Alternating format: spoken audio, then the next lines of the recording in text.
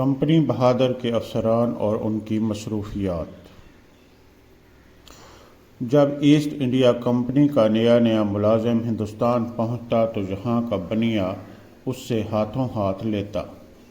ہر انگریز افسر کے ساتھ ایک بنیا ہر وقت سایہ کی طرح چپکا رہتا اور اس کی ہر جائز اور ناجائز خواہش کو پورا کرتا۔ سمگلنگ کے کاروبار سے لے کر گھروں کی تزئین و آرائش، کچن کی ضروریات اور گھریلو ملازمین کے چناؤ تک سبھی کام بنیا اپنی ذمہ داری میں لے لیتا۔ نذرانوں کی وصولی کے لیے موٹی موٹی آسامیوں کی نشاندہی کرتے اور انگریزوں کی جنسی خواہشات کی تکمیل کے لیے بھی وہ پورے رکھ رکھاؤ کے ساتھ اپنا کام کرتے۔ کمپنی کے اکثر ملازمین ان کے بنے ہوئے جال میں مکمل طور پر پھنس جاتے تھے۔ یوں تو بنیا گیری ایک عام طور پر انفرادی پیشہ تھا، لیکن کلکتہ میں چند منچلوں نے مل کر بنیوں کی ایک کمپنی بھی کھول لی تھی۔ اس فرم کا نام 4 یار تھا۔ انگریز افسر صبح 7 بجے کے قریب اٹھتے تو سب سے پہلے حمال دبے پاؤں کمرے میں داخل ہو کر کھڑکیاں اور دروازے کھولتا تھا، مسالچی بستر پر تنی ہوئی مچھردانی سمیٹتا تھا، ایک طرف سے بیرا چھوٹا حاضری کی چائے پیش کرتا تھا، دوسری جانب سے حجام لپک کر بڑھتا تھا اور صاحب کے سر کے نیچے 2-3 تکیے رکھ کر لیٹے ہی لیٹے اس کی شیو بنا دیتا تھا۔ چلمی اور آفتابہ لا کر بستر ہی میں اس کا ہاتھ منہ دھلایا جاتا تھا۔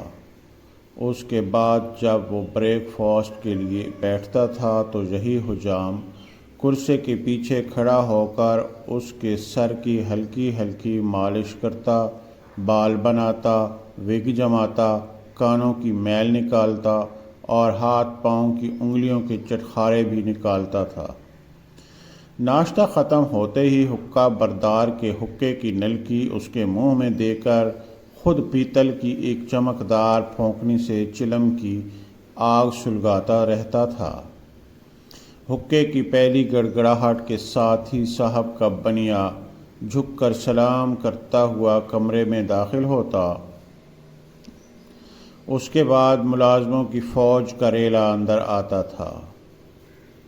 خانسامہ، بیرا، مسالچی، حمام، مالی، بہشتی، کتے والا، پنکھے والا، دھوبی، درزی سب باری باری سلام کر کے اپنی دن بھر کی ضروریات پیش کرتے تھے۔ بنیا انہیں پورا کرنے کا بیڑا اٹھاتا تھا۔ اس کے بعد دفتر کے منشی، پیشکار، ہرکارے، چوبدار اور چپڑاسی پیش ہوتے تھے۔ صاحب بہادر صبح 10 بجے کمرے سے برآمد ہو کر اپنی حیثیت کے مطابق گھوڑے یا پالکی یا پھٹن پر سوار ہوتے تھے۔ ان کے سر پر چھاتا کھلتا تھا اور آگے پیچھے 10-15 چوبداروں، برقداروں، چپڑاسیوں کا جلوس چلتا تھا، جو بڑی خوبصورت رنگین وردیوں میں ملبوس ہوتے تھے۔ کچھ وقت دفتر میں گزار کر سارے مقامی انگریز 1 بجے کھانے کے لیے جمع ہوتے تھے۔ لنچ میں 15 سے 18 تک کھانے کے کورس اور 4-5 قسم کی شرابیں ہوتی تھیں۔ 4 بجے کھانے سے فارغ ہو کر شام کے 7 بجے تک قیلولہ ہوتا تھا۔ اس کے بعد بار ایک بار پھر ان کے کان کی میل نکالتا، انگلیوں کے جوڑ چٹکاتا تھا اور بال سنوار کر وگ سر پر جما دیتا تھا۔ 8 بجے سب لوگ اپنی اپنی سواریوں پر ہوا خوری کے لیے نکلتے تھے اور 10 بجے ڈنر کے لیے بیٹھ جاتے تھے۔ ڈنر کے بعد رات گئے تک شراب کا دور چلتا تھا۔ اس محنت شاقہ کے عوض یہ لوگ چند برس میں لکھ پتی بن کر اپنے اپنے وطن سدھارتے تھے۔ شکریہ۔